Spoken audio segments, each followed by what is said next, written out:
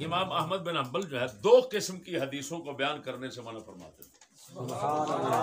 امام احمد بن حنبل 2 قسم کی حدیثوں کو بیان کرنے سے منع فرماتے تھے. ایک خروج علی السلطان، بادشاہ کے خلاف بغاوت کرنے، ان کے ساتھ لڑنے کی جتنی حدیثیں بظاہر جن سے یعنی یہی معنی نکلتا ہے کہ بس لڑ جاؤ ہیں، جیسے فمن جاہدہم بیدہ فہو مومن، اس جو مسلم کے اندر حدیث ہے، اس کو امام احمد بن حنبل ایسی حدیثوں کو بیان کرنے سے سختی سے منع فرماتے یہ لوگوں کے لیے فتنہ تم کیا کرنا چاہتے ہو؟ لڑائیاں ڈالوانا چاہتے ہو؟ امت میں فساد کرنا چاہتے ہو؟ اللہ اکبر کبیرہ. اس پر دلیل کیا ہے؟ یہ دیکھو، یہ امام کے عقیدے کی سب سے معتبر کتاب یہ ہے. امام احمد کے عقیدے کی سب سے معتبر کتاب یہ ہے، کتاب السنہ ابو بکر خلال کی. سبحان اللہ. ابو بکر خلال 311 میں ان کی وفات ہے. سبحان اللہ. امام احمد بن حنبل کے اصحاب کو یہ دیکھنے والے ہیں. امام احمد بن حنبل کے بیٹوں سے یہ روایتیں لینے والے ہیں.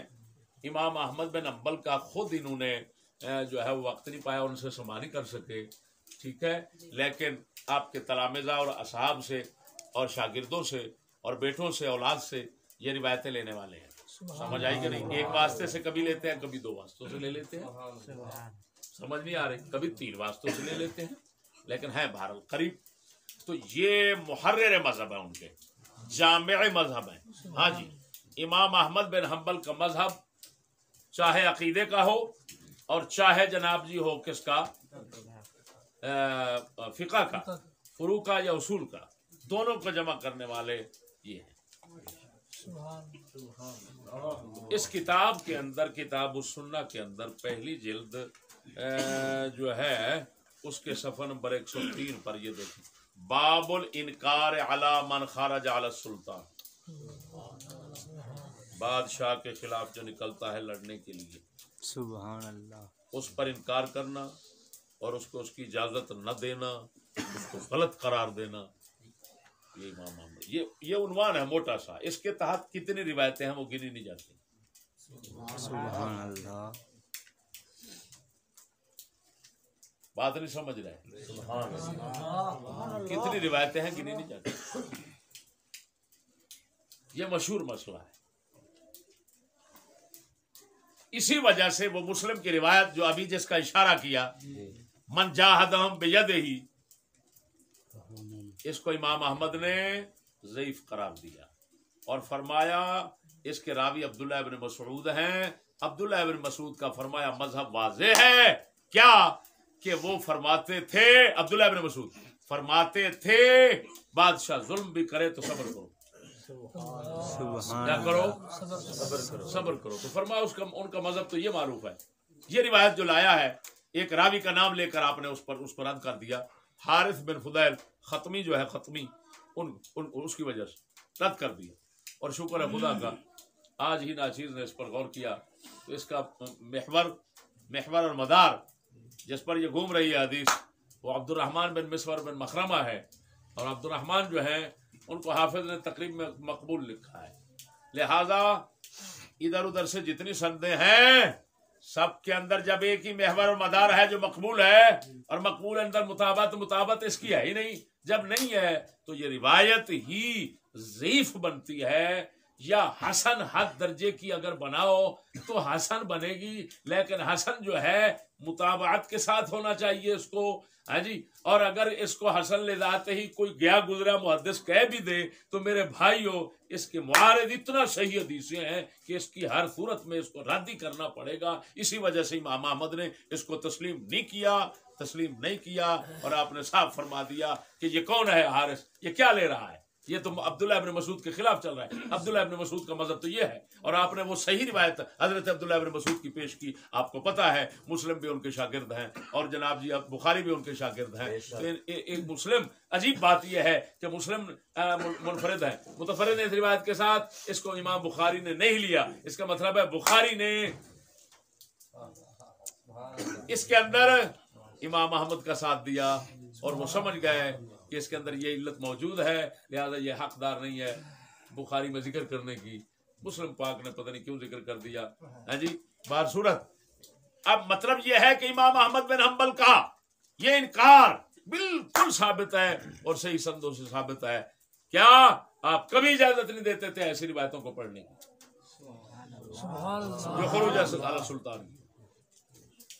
دوسرا کون سی؟ تنقیص صحابہ. سندیں صحیح ہوں, روایتیں صحیح ہوں, لیکن صحابہ میں سے کسی کی تنقیص ہو تو امام احمد پڑھنے کی اجازت نہیں دیتے تھے. عجیب بات ہے, یہ بھی آپ کو پورا عنوان دکھاتا ہوں اسی کتاب میں. یہ دیکھو میرے بھائی, یہ دیکھو التغلیظ علی من کتب الاحادیث التي فیہا طعن علی اصحاب رسول اللہ صلی اللہ علیہ وسلم. سختی کرنا امام احمد کا ان لوگوں پر جو ایسی حدیثیں لکھتے ہیں جن میں صحابہ پر طعن تشریح ہو. سبحان اللہ. حدیثیں لکھنے ہی نہیں دیتے تھے. آپ جب جاتے تھے نا, پتہ کیا کرتے تھے؟ ہائے ہائے ہائے ہائے, جب جاتے تھے کسی محدث کے پاس, اگر وہ ایسی روایت کرتا, آپ کانوں میں انگلیاں ڈال کر اٹھ کر باہر چلے جاتے. جب وہ چپ ہوتا پھر واپس آتا. سبحان اللہ. فرماتے تھے کون ہے تمہیں کیا ہوا, کیوں ایسی حدیثیں روایت کرتے ہو, منافقت ڈالتے ہو, فرقت اختلاف ڈالتے ہو, فساد ڈالتے ہو. اور وہ انشاءاللہ العزیز میں آکے جا کر بیان کروں گا, کیونکہ میرا موضوع ہے نا وہ. ابھی تو تمہید میں بیٹھا ہوں نا. امام احمد کی عظمت کو سلام کریں گے آپ جب میں اگلا موضوع پیش کروں گا. ہاں جی, عظمت کو سلام کریں گے کہ آپ نے کیا عظیم. اس کا مطلب ہے آپ یہ نہیں کہہ رہے یہ آپ کا خیال جو جا رہا ہوگا کمال ہے, حدیثیں تو ہیں تو پھر بیان کرنے کی اجازت کیوں نہیں دیتے, لکھنے کی اجازت کیوں نہیں دیتے؟ ارے بھائیو, اسی کو بیان کرنا ہے. کیوں نہیں دیتے تھے؟ رسول اکرم کے فرمان کے مطابق نہیں دیتے تھے. صحابہ کی اجماع اتفاق کے مطابق نہیں دیتے تھے. یہی تو مسئلہ ہے جس کو بیان کرنا ہے. یہ وہ موضوع ہے جس کو کسی نے دنیا میں نہیں چھیڑا ہو. یہ جان کے لوڈے بیٹھے ہو, لوڈے موڈے کا کسی کا کام نہیں ہے ایسے مسائل کو چھیڑنا. ہاں جی, نہ آج کا بوڑھا کھانگڑ اس کو سمجھتا ہے, نہ آج لونڈا مونڈا سمجھتا ہے. دیکھنا بھی دیکھنا ایمان سے حیران رہ جائیں گے. میں مدت سے آج مطمئن ہوا کہ امام احمد نے کیوں کہا, کیوں اتنا سختی کی. میں کتنی روایتیں پڑھوں, یہ دیکھیں, یہ دیکھو, یہ دیکھو, اللہ اکبر و کبیرہ, کتنی روایتیں ہیں. یہ دیکھو, اللہ اکبر. اخبرنا عباس بن محمد الدوری, یہ کون ہے؟ یحییٰ بن معین کے تلمیذ, راویہ تو یحییٰ بن معین. یحییٰ بن معین کی تاریخ کے جتنے روات ہیں ان میں سے ایک راوی کون ہے؟ یہی ہے. راویہ تو یحییٰ بن معین. بولتے نہیں. وہ فرماتے حدثنا ابراہیم اخو ابان بن صالح قال كنت رفیق احمد بن حنبل عند عبد الرزاق کے پاس بیٹھے تھے. فجعلنا نسمع, حدیث سننے ہم شروع ہو گئے. فلما جاءت تلك الاحاديث التي فيها بعض ما فيها, وہ جب حدیثیں آئیں جن کے اندر صحابہ کی تنقیص نکلتی ہے بظاہر, قام احمد بن حنبل, امام احمد بن حنبل کھڑے ہو گئے. فاعتزل ناحیۃ, ایک کونے میں بیٹھ گئے. وقال ما اصنع بهذا ما اصنع, انہوں میں کی کروں گا, میں صرف حرام حلال کے مسئلے وہ حدیث لینے کے لیے آیا ہوں. یہ تنقیص صحابہ کی میں کیا کروں گا ان کو. اور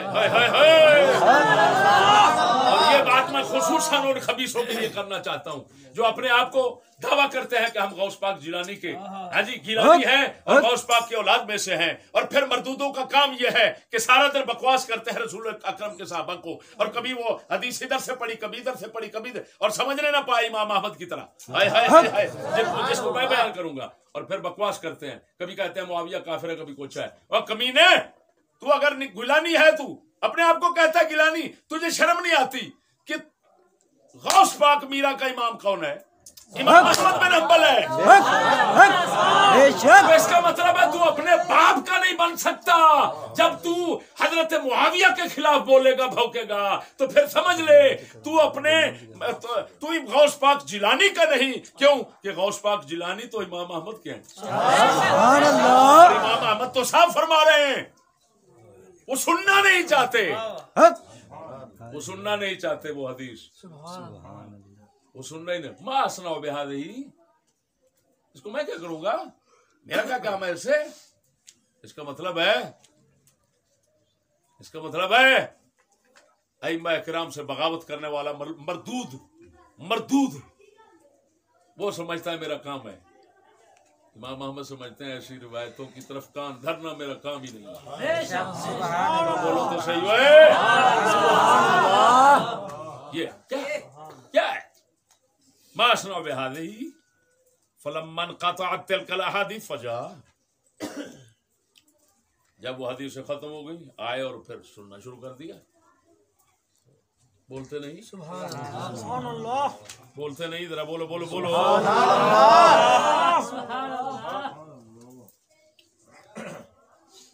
اکبر۔ یہ چھاننے والے لوگ ہیں، کون ہے؟ چھاننے والے ہیں، چھاننے والے ہیں، حدیث چھان کر لو، لطف آگے آئے گا جب اصل کی طرف جاؤں گا، ابھی تو تمہید ہے نا، سبحان اللہ، میخیں ٹھوک تمہید۔